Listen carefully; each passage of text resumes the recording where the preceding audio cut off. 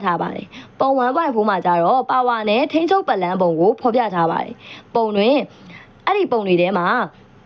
motor status ကိုလည်းဖော်ပြထားပါတယ် relay အကြက်က contact များရဲ့လောက်ဆောင်မှုအနေထားကိုလည်းဖော်ပြထားပါတယ်။ coin အစား contact များကိုအသုံးပြုပြီးတော့နံပါတ်တွေနဲ့အခရာများဖြင့်ဖော်ပြထားလေးရှိပါတယ်။ပတ်လန်းတစ်ခုကိုကြည့်လိုက်တာနဲ့ပါဝင်တဲ့အစိပ်ပိုင်းများဆက်ဆက်လောက်ဆောင်မှုအနေထားကိုသဘောပေါက်ထားရပါမယ်။ခလုံးနှိပ်လိုက်တဲ့အနဲ့မော်တာဆက်များစတင်လဲပတ်ရမှာပဲဖြစ်ပါတယ်။ခလုံးနှိပ်လိုက်တော့လဲစတင်လဲပတ်လောက်ဆောင်ခြင်းမရှိဘူးဆိုလို့ရှိရင်ခက်ခဲစွာစူးစမ်းလေးလာစစ်ဆေးရမယ့်အစားပတ်လန်းပုံကိုကြည့်ပြီးတော့ပြစ်ချက်ရှိနိုင်တဲ့အစိပ်ပိုင်းကိုခံမှန်းနိုင်လို့ရှိရင်အလွယ်တကူပြပြင်နိုင်မှာပဲဖြစ်ပါတယ်။ဒါကြောင့်ပတ်လန်းပုံဟာပြစ်ချက်ရှာဖွေခြင်းလုပ်ငန်းအတွက်အရေးပါတဲ့ကိရိယာတစ်ခုဖြစ်ပါတယ်။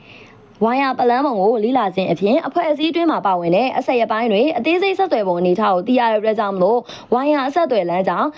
တခြားမှာပြစ်ချက်ရှာဖွေခြင်းကိုအလွယ်တကူပြုလုပ်နိုင်ပါတယ်။ဒါအပြင်အစိပ်ပိုင်းတွေရဲ့တည်နေရနဲ့တက်ဆင်ထားပုံအနေထားကိုလည်းသိနိုင်တဲ့အတွက်ကြောင့်မလို့ပြစ်ချက်ရှာဖွေတဲ့နေရာမှာမြင်းဆောင်အထူနဲ့အပါခွဲခြားရေးဆွဲခြင်းနဲ့ပါဝါပလန်နဲ့ထိန်းချုပ်ပလန်များကိုကွဲပြားစွာတွေ့ရမှာပဲဖြစ်ပါတယ်။ပုံ1.5မှာပါဝါနဲ့ထိန်းချုပ်ဝါယာပလန်တို့ကိုအသေးစိတ်ဖော်ပြထားပါတယ်။ဝါယာပလန်ရေးဆွဲတဲ့အခါမှာလက်ဝဲဘက်ကနေပြီးတော့လက်ရာဘက်ကိုရေးဆွဲသွားရမှာပဲဖြစ်ပါတယ်။အချို့သောပလန်ပုံများမှာအပေါ်ဘက်မှအောက်ဘက်သို့ရေးဆွဲရတယ်။အဆင့်များကိုရေးဆွဲတဲ့အခါမှာလက်ဝဲဘက်ကနေပြီးတော့လက်ရာဘက်ကိုရေးဆွဲသွားရတယ်။ကွန်တက်နဲ့တန်းဆက်အစိပ်ပိုင်းများရေးဆွဲတဲ့အခါမှာတော့မြင်းဖြောင်းရေးဆွဲဖော်ပြရပါတယ်။ပြိုင်ဆက်အနေထားရှိတဲ့ကွန်တက်များနဲ့အစိပ်ပိုင်းကိုပြိုင်ဆက်အနေထားပေါ်လွင်စေရန်အတွက်အဆင့်တူအပြိုင်အနေထားပေါ်လွင်အောင်ရေးဆွဲရပါမယ်။ best drop ဘိုးတေးဖြင့်လှုပ်ဆောင်တဲ့အစိပ်ပိုင်းများကိုအလျားလိုက်အနေထားတိုင်းစီကဆင့်ကရေးဆွဲသွားရမှာပဲဖြစ်ပါတယ်။ကွန်တက်များရေးဆွဲတဲ့အခါမှာပွင့်အနေထားနဲ့ပိတ်အနေထားတို့ကိုကွဲပြားအောင်ရေးဆွဲရပါမယ်။ယခုဖော်ပြခဲ့တဲ့ပတ်လန်းပုံတွေအပြင်ရုပ်ပုံနဲ့တရုပ်ဖော်ရေးဆွဲတဲ့ပတ်လန်းပုံလည်းရေးဆွဲတတ်ရပါမယ်။ဒါပေမဲ့အများအားဖြင့်ရေးဆွဲလေးတိတ်မရှိပါဘူး။လျှက်စစ်အန္တရာယ်ကင်းစေခြင်း electrical safety စွမ်းအားသုံးစွဲမှုများလေလျှက်စစ်အန္တရာယ်ကြီးမားလေပဲဖြစ်ပါတယ်။ဒါကြောင့်အကြမ်းကြိမ်မီအစိပ်ပိုင်းများကိုအသုံးပြုပြီးတော့စနစ်တကျတက်ဆင်ပေးဖို့လည်းလိုအပ်ပါတယ်။လျှက်စစ်ပညာသင်များအနေနဲ့လျှက်စစ်အန္တရာယ်ကိုအသေးစိတ်လေ့လာသင်ယူပြီးမှလက်တွေ့လုပ်ငန်းခွင်ဝင်သင့်ပါတယ်။အထူးသဖြင့်ပြောရမယ်ဆိုလို့ရှိရင်လျှက်စစ်ဓာတ်လိုက်ခြင်းနဲ့မီးလောင်ခြင်းများမှာလွန်စွာအန္တရာယ်ကြီးပါတယ်။လျှက်စစ်ဆက်တွေတိစောက်ခြင်းတက်ဆင်ခြင်းမောင်းနှင်ခြင်းအသုံးပြုခြင်းပြုပြင်ထိန်းသိမ်းခြင်းများနဲ့ပတ်သက်ပြီးတော့လျှက်စစ်ဥပဒေ၌အသေးစိတ်ဖော်ပြထားပြီးတော့အတိအကျလိုက်နာကျင့်သုံးခြင်းဖြင့်အောင်မြင်မှုရပါမယ်။ဘေးအန္တရာယ်ကင်းမှလည်းဖြစ်ပါတယ်။ BS IEC နဲ့ IEE တို့မှာထုတ်ပြန်ထားတဲ့တတ်မှတ်စည်းကမ်းဥပဒေများကိုအတိအကျလိုက်နာမယ်ဆိုလို့ရှိရင်ဘေးအန္တရာယ်ကင်းမှာပဲဖြစ်ပါတယ်။လိုက်နာတဲ့အချက်တွေကတော့နံပါတ်1မိမိအသုံးပြုတဲ့လျှက်စစ်ဆက်နဲ့ပတ်သက်ပြီးတော့အသေးစိတ်သိထားရမှာပဲဖြစ်ပါတယ်။ပလန်းပုံများကိုအသေးစိတ်လေ့လာရပါမယ်။ခလုံးများရဲ့အနေထားနဲ့အကာအကွယ်ကိရိယာများကိုအသေးစိတ်သိထားရပါမယ်။ဒါမှသာပြစ်ချက်ဖြစ်ပေါ်တာနဲ့ချက်ချင်းပြုပြင်နိုင်မှာပဲဖြစ်ပါတယ်။စက်ရုံမှာတာဝန်ယူရတဲ့လျှက်စစ်ပညာရှင်ဟာစက်ရုံရဲ့လျှက်စစ်ဆက်များစက်ရုံရဲ့လျှက်စစ်ဆက်များအားလုံးမှာသုံးစွဲတဲ့ဓာတ်အားပမာဏစုစုပေါင်းကိုသိထားရပါမယ်။သုံးစွဲတဲ့အမြင့်ဆုံးပိုအားနဲ့အမြင့်ဆုံးလျှက်စစ်တန်ဖိုးများကိုသိထားဖို့လည်းလိုအပ်ပါတယ်။ပတ်လန်းပုံကိုအသေးစိတ်သိရှိလေ့လာထားပြီးလည်းဖြစ်ရပါမယ်။အကာအကွယ်ကိရိယာများဤတက်ဆင်ပုံနဲ့လှုပ်ဆောင်နိုင်တဲ့စွမ်းအားတွေကိုသိထားရပါမယ်။ဒါမှသာပြစ်ချက်တစုံတရာဖြစ်ပေါ်လာလို့ရှိရင်မြည်သည့်အစိပ်ပိုင်းကနေဖြစ်ပေါ်လာပြီးတော့ဘလောက်အန္တရာယ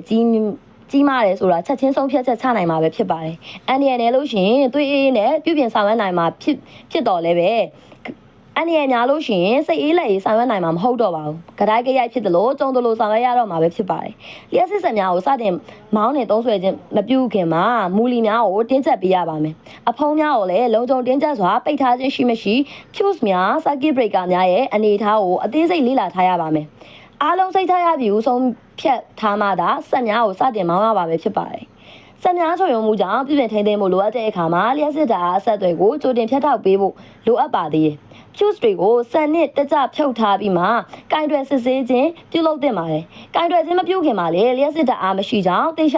ာစေရန်အတွက်ဘိုးအားစစ်ဆေးရေးကိရိယာကိုအသုံးပြုပြီးတော့စစ်ဆေးရပါမယ်။လက်ပတ်နေတဲ့အစိပ်ပိုင်းများဓာတ်အားရရှိတဲ့ဝါယာများကိုဘလိုနည်းနဲ့မှထိတွေ့ကင်တွယ်ခြင်းမပြုရပါဘူး။ဆက်များကိုဝင်ပိုအနေထားအခြေအနေတွေ့ရပါကအမြန်ဆုံးရပ်လိုက်ရပါမယ်။ဝင်ပိုအနေထားနဲ့ဆက်တွေကိုမောင်းနေလို့ရှိရင်များစွာထိခိုက်ပျက်စီးစေတော့တဲ့အတွက်ကြောင့်မို့လို့ပဲဖြစ်ပါတယ်။ပလန်းတို့ပြစ်ချက